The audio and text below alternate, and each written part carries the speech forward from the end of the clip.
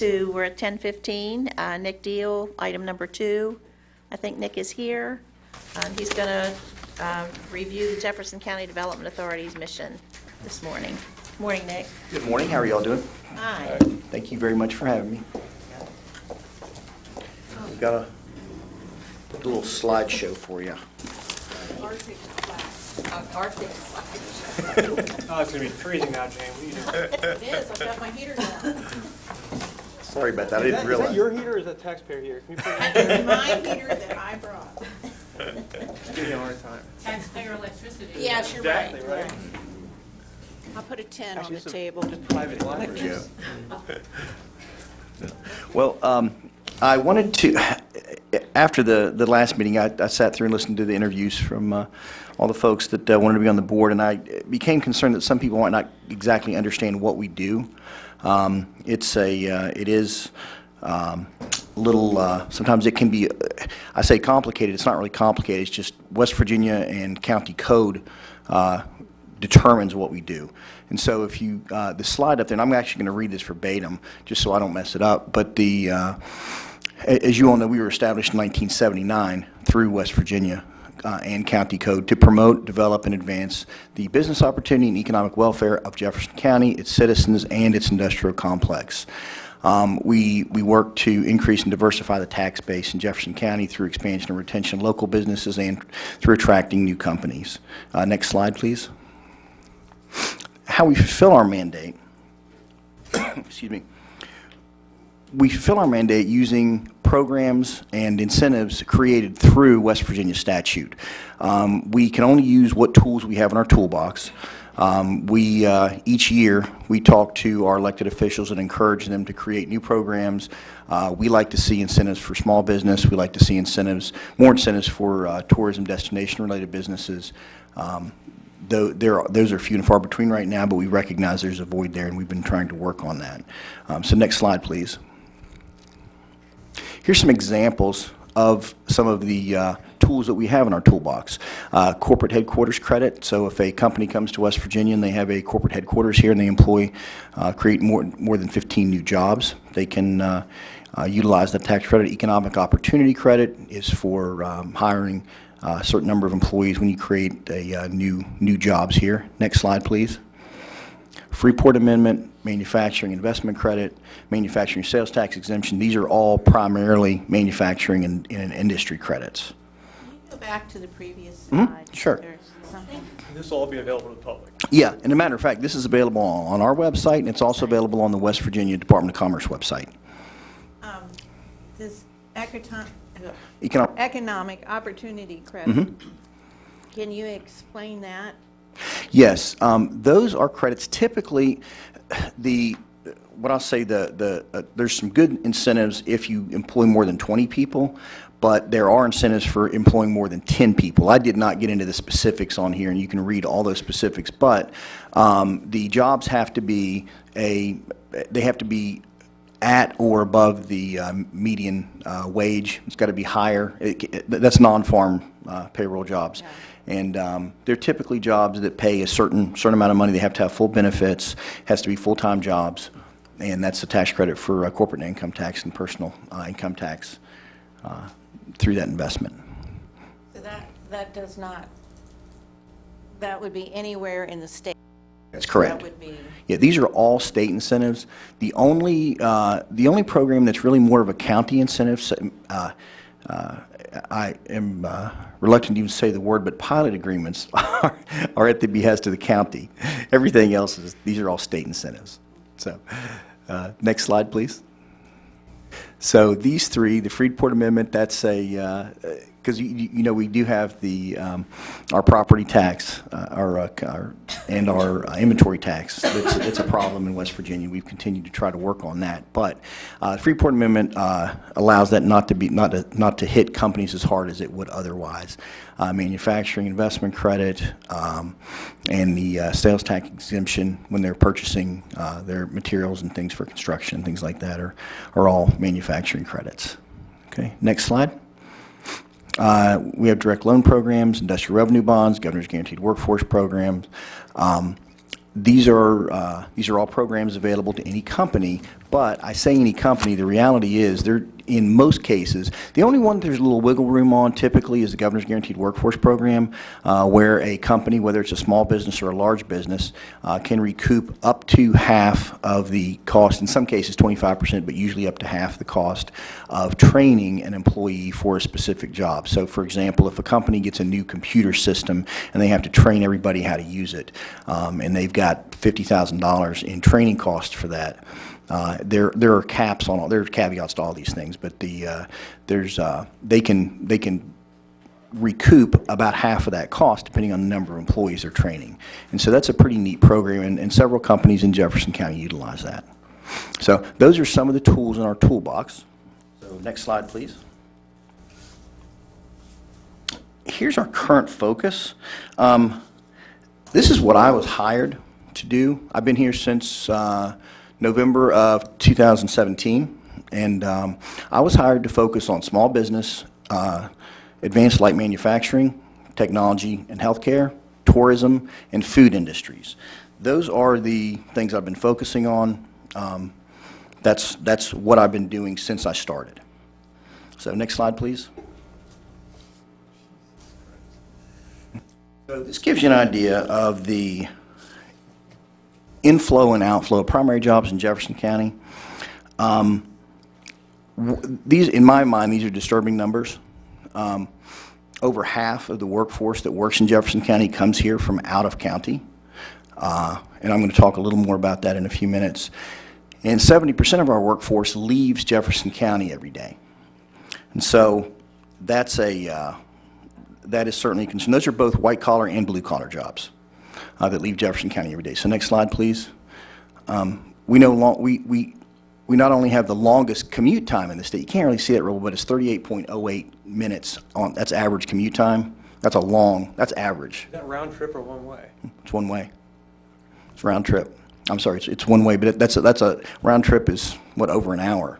And so you figure that those commute times are longer than they're the longest in the state, and they're also longer than most of the counties around the DC-Baltimore metro area. So that's a significant commute time. And so those are cars leaving our county every day. So next slide, please. So these are our two leading industries. Our primary industries are retail and hospitality. And while they are desperately needed to diversify our tax base, most of the workers in those jobs come from out of county because they can't afford to live here, and so and make those wages. And we'll talk a little more about those wages in just a minute. So next slide. Here are some observations about workforce. Average hourly wage for manufacturing is $21.60 an hour, and typically those jobs are full-time, full benefits.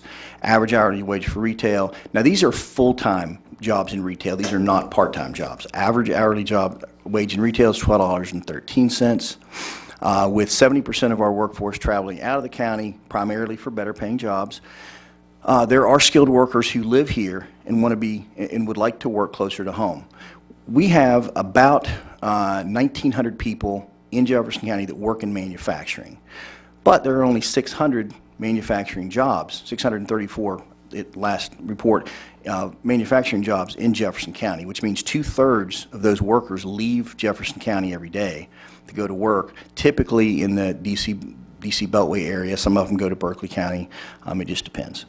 Can I ask a question about Yes. that 2160 number? Is that are those in-county jobs? That number is in-county, or is that everyone who's working in That is manufacturing, a including that's a commuters? national average. National average, okay.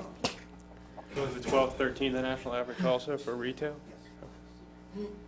Now I'll tell you, the reason I didn't use the average because we are in the DC metro area, those wages are higher in the DC metro area, and I don't think it's fair to compare the DC metro area wages to our wages because it's a little skewed, because obviously the closer you get to DC, the higher those wages are. And I also didn't think it was fair to use the Region 7 Workforce Investment Board numbers, because those numbers are a little skewed because you got 5 of the 8 counties that are in the lower part of the Eastern Panhandle and pay significantly less than we do.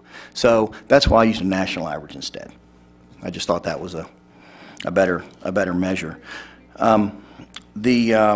One of the things that is a bit that stresses me out a little bit is that we actually lost jobs last year in Jefferson County. I've heard a lot of people say, well, we have a low unemployment rate, we don't need jobs. Well, here's how unemployment rates are calculated. Unemployment rates calculated, they don't really care where you work. Anybody in the county that is a job seeker or is job ready, is some of the terms they use there, if those folks are working, then they're counted as working, and if they're not working, then they're not. So we have very few people, and we also have the highest workforce participation rate in the state, which is actually a really nice thing, because in southern West Virginia, you hear a lot of talk about the low workforce, the workforce participation rate in southern West Virginia in some cases is like 50%, which is a terrible number. Here, most of our folks that can work do work, and so those are good numbers. One quick thing. So, yeah, I always hear the low unemployment rate. You never hear underemployment. What part of the county is actually underemployed, even though they're still working? And that ties into retail and food services. They're probably underemployed. What's that percentage is what I'm more concerned about. That's a very good question. I did not dig into that, and I don't have specific numbers for you here. I have them, and I can get them for you, but we do have a problem with underemployment. But the reality is that most of our workforce leaves the county every day, and they're not really underemployed. They're making good money, but they're making it somewhere besides Jefferson County.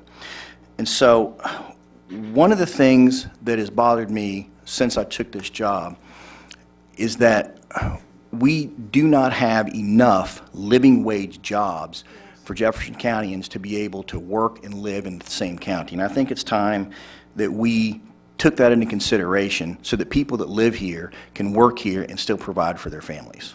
To that point, not everybody in the county is lucky enough to have a federal government job or to work in the D.C. suburbs. I mean, a lot of us are, granted, but a lot of us do not, and we need to factor that in too. Yes, but the reality is there are very few blue-collar jobs that pay a living wage in Jefferson. There are some, but there are a few blue-collar jobs that pay a living wage in Jefferson County, whereas just one county over, there's loads of them. And so that's something to consider, that we try to keep in consideration as well. So, that being said, next slide, please. What I did is I looked at our board makeup, and I also looked at West Virginia Code, and I looked at the you all had determined 15 would be an optimal number of board members for our board. So let me go through this list for you. Next slide, please. So we need a representative from the county commission. We need one of those. Next slide. You have to have 5 representatives from municipality. Next slide. You need 1 from labor. Next slide. You need at least, I put 2 from industry. Honestly, I did a survey of 6 other development authorities around the state. It's not a scientific survey, but they all have at least 8 or 10. But I said 2 just for our purposes. Next slide. 1 representative from business. Next slide. And a representative from education, and then a representative from higher education. That's 12. That's 12 members of our board. So that's 12 members that are mandated to be members of the board. Now, that being said, you have 3 slots left there, and based on what I told you before about our focus and what we have been working on, that is advanced light manufacturing. And I'd like to say, for the record, I was not hired to focus on heavy manufacturing. I have never focused on heavy manufacturing. I've never talked to companies that are heavy manufacturers. I've had some inquiries and turned them down. And so I understand, and I have heard loud and clear that that's not what we need in Jefferson County. And so that's never going to be a focus as long as I'm in this job. So I just wanted to make that clear up front. Credit, when you first interviewed, that you said that was not your focus. You said other things, tourism, etc. I recall that. So. And that's and I just don't feel like I feel like that while we certainly can utilize what we already have here, I think that going forward we need to focus in areas that are going to be more friendly to Jefferson County. There are three other spots, and I have some recommendations for those. It's just recommendations. You all can do what you want. But next slide. So I'd recommend we put somebody from healthcare in there, since we do focus on healthcare innovation and technology. I think it would be good to have somebody that's a member of healthcare in that group. Next slide. Somebody from agriculture and for food. We have worked hard on agriculture and food industry. Not so, we don't focus on farming. We recognize farming is critical to Jefferson County. We recognize it is part of the culture here, and we recognize that it has a big impact in the county. But what we've been focusing on ways to help farmers take what they have and generate more revenue than they would just by selling it in bulk. So we'd love to find food processors, people like that, that would be able to take those fruits and vegetables and make them into something else. And so those are the kinds of things that we've been focusing on. I think it's good to have somebody like that on our board. And then the last one, next slide, please, would be a representative from tourism, because now, and just to clarify, we don't focus on tourism in general. We focus on tourism destinations. So if we have something that's going to be a tourism destination, it's going to bring more people to the county so they can spend their tax dollar. They can spend their money here, generate some tax dollars, and they leave. We're fine with that too. So we think that's a win-win for everybody. So that's 15 people. It is, again, within your purview to do whatever you want to appoint those folks outside of the requirements that we have in West Virginia and in county code. I ask that.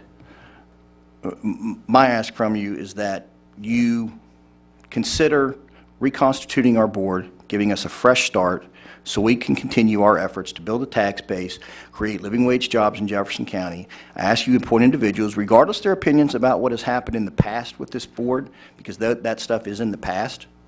I ask that you appoint people that fully embrace our core mission, which was predetermined by county and state code, so that we can focus on business growth, job growth, and increasing the tax base in Jefferson County.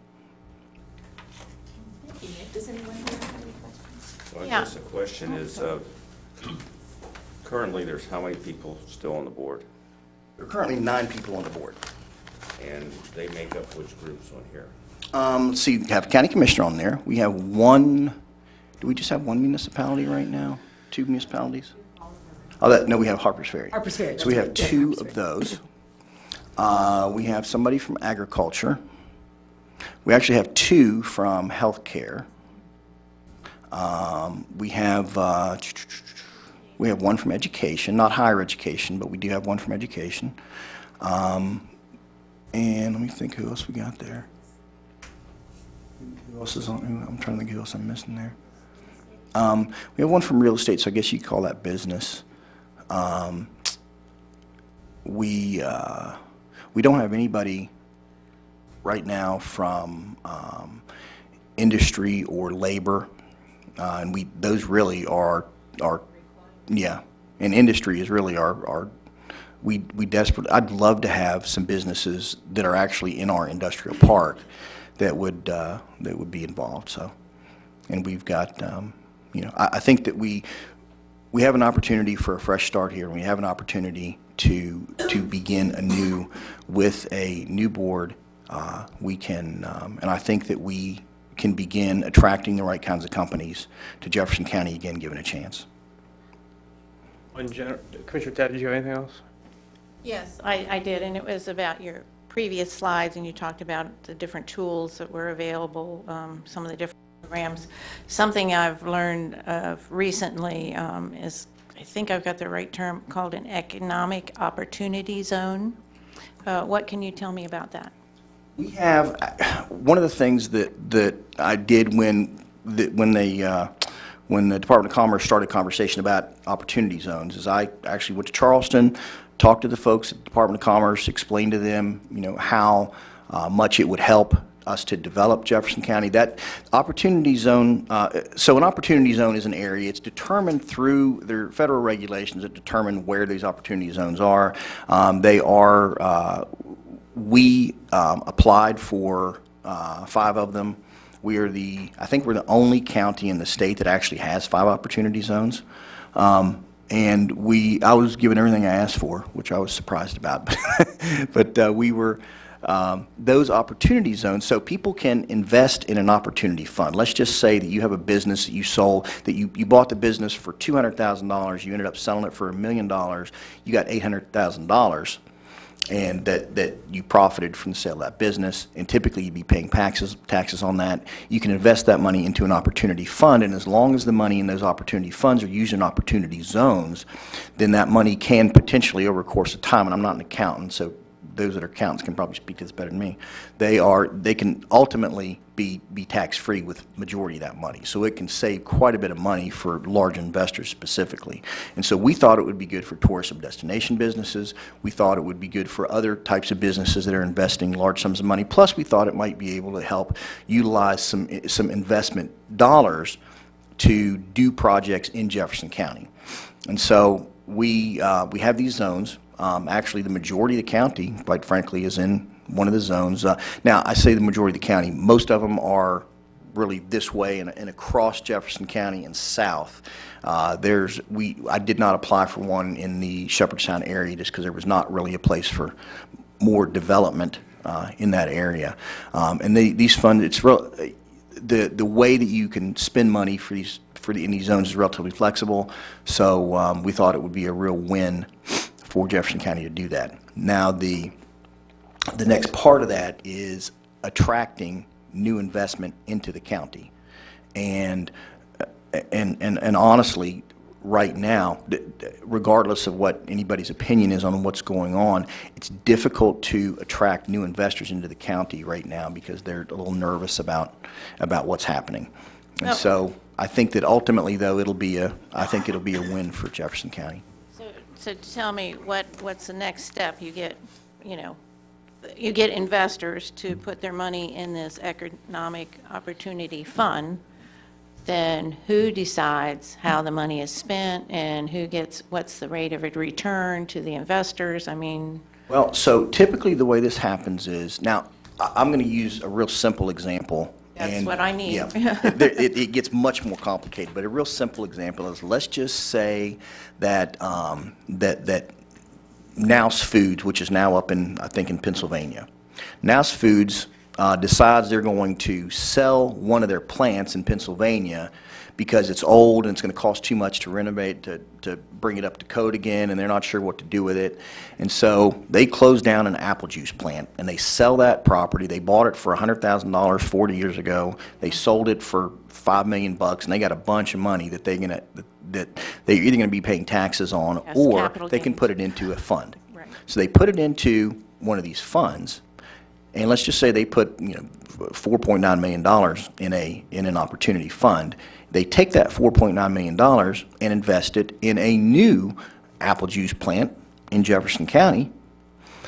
They keep that plant here for, well, there's 5, 7, and then 10 years, but they keep the plant here, let's say, for 10 years, and ultimately they're paying very little tax on that gain that they got from selling the old building. So the investors that put the money in the fund make the decision of how it's spent That is correct. Now, within the economic opportunity location. right, they have to be in a zone. Right. So, but what's happening now is there are funds being created by multiple investors, and they're actually looking for investments. And so they might be able to, let's just say you have an idea for a movie theater in Jefferson County, and you say, well, I've got $500,000, but this movie theater is going to cost $2 million. Right, you And get we a group know together. that you could probably attract quite a bit of business here, and you do all your studies on that and realize it can generate some revenue. So you go to one of these opportunity fund groups and say, hey, are you interested in investing $1.5 million? You'd either be part owners in the movie complex, or we would take it out as a loan and we would pay you back at a certain % interest, which would still be lower for you than a bank would be. And so that all would work through the development authority? I mean, you would be the No, manager of that, or that's? All you're- we you- do- You just maybe get people together Yeah. and their All we do is accountants do all the- advertise that. Okay. We okay. let people know. Our job is to let groups know that we have these opportunity zones in Jefferson County, and try to encourage them to consider Jefferson County for locating whatever project they might have. Okay, all right, I got So you. that's how those work. Does that abate federal corporate tax, and state, or just, Federal. it's just federal? State still, it's not part of state, so No. the state of West Virginia is still going to take a cut out of that regardless. But it depends on, yeah, It just, we There's- don't have to go into it, but just, yeah. It depends. One last thing, I know we're not talking about JCDA appointments, and there's a lot of concern about removing board members. Just so everybody knows, I think the majority of the citizen board members are going to have to reapply next month regardless, because their terms are going to be up. So just so everybody I knows. think that's only April. 2 of them. I think it's 3 of the 4, actually. No. So just everybody for information Well, I'll have to purposes. look at my list again. I thought it was only 2. But my concern is that, you know, we got 35 people that wanted to interview. 2 of them were union, so that's down to 31. You're talking about just putting them in one position. Again, I didn't determine I understand. what those, But from your list here, it looks like it would only be, they'd only qualify for 1 slot. well, you've got, I mean, I think that you can utilize your municipalities to fill some of those. I think you can, you know, for example, I know that Shepherdstown, for example, hasn't given you all any names yet of people that might be interested in being on board. And if you've got people that are part of that group that live in Shepherdstown, then they would qualify as a Shepherdstown representative if you can get the municipalities to agree to put them on as a But that gives referral. us 6 public members from municipalities and only 1 from the county. Well, there's 5 municipalities. Well, 5, Yeah, and then one from the county. and just 1 citizen from the county, other than what you have listed there. Yeah, I don't disagree with you. I think there's actually 3 slots you could utilize for just citizens from the county. It would just be nice if they had a background in either healthcare, ag, or tourism. Well, I mean, you'd have to re-advertise to get that, but none of these people thought of that. Because Yeah, our and I think- advertisement did not do that. I think that that's probably going to be a good idea because, I mean, again, most of these are required in state and county code. And so it might be a good idea to rethink the whole thing, re-advertise. I wouldn't make people who've already applied and come up and talk to you do that again, but you can certainly keep them as part of that pool. And I think you're going to be pleasantly surprised at how many folks in industry, business, and in higher education applications that you'll get too. Here's the thing, I think way back when the majority voted to shrink the board, I think me and Commissioner Lorenzetti did not agree to that. That was one of my concerns, that it would weed out maybe just regular old citizens. And Right. it looks like that may have happened, so that's why I did not agree to shrink the board. Well, and I think that, you know, I think we'll have a good list. I think we'll have a good list of candidates that, qualified candidates, actually, to serve on the Development Authority at some point. So those are things that we do need to talk about, and we will talk about those at a subsequent meeting once we decide to hold a special meeting and find the process and make it more understandable. So We have to decide if we're going to have a special meeting first. we do, And because the budget is coming up and everything also, so. we do, that's right. Can I just talk about the inventory tax, taking it back? Because I know there's been, you know, I've heard some comments that the state should get rid of it if it doesn't make us competitive, and I think the state has tried for the last several years to get rid of it. The problem is that, and we're certainly collecting taxes on inventory, we do have some, but for the southern counties, it's their bread and butter. Yeah, It I would was gonna decimate those southern counties to get rid of the inventory tax, so any tax reform they have put forth ends up harming counties like Jefferson County, and we're losing money to make up for that inventory tax that they're getting rid of in the southern counties, which is really, I mean, we get most of our tax revenue from actual real estate tax, whereas the southern counties are Yeah, getting less most of than- their taxes from the inventory tax. And that's why it's been so problematic in West Virginia to get rid of that inventory tax, because of those southern counties that are getting, that's where they're getting any of their money to operate Right, most of it. and it's a big number. I mean, Yeah. it's, in Jefferson County, less than 2% of your revenue comes from inventory tax. The average in West Virginia is 8%, but some counties in southern West Virginia, it's 20 or 30% of their revenue. And so whenever they do, I mean, we were opposed to the last tax reform bill because it was essentially going to raise our levy rate just to collect the same amount of taxes, so the people here would be paying more to get the same level of service. And the reason they were doing that is they're trying to make up for that loss in the southern counties. So it is true that our jurisdictions surrounding us do not have that inventory tax, but it's problematic, and the legislature has been trying to craft a solution for several years to get rid of it, but they haven't been able to do that so that they're not harming some completely decimating southern counties that are already struggling financially, or taking it away from other counties that also need the revenue. So I just wanted to mention that that is the struggle that's going on in West Virginia, and that's why it's been so problematic to get rid of that inventory tax. That's a concern long-term, too, as the state loses population, that they're going to start looking at the areas that, Yeah. for lack of a better term, are more affluent Yeah. and pulling more dollars from those areas. Alright, It's yeah. a recipe for disaster, Yeah. but. You're right. Any other I just questions? want to give Okay. that kind of history lesson. Any other questions or comments for Nick? Thanks, Nick. Thanks Thank for you all very much for appreciate your it. time. Okay. All right, we are going to take a break, and we'll be back at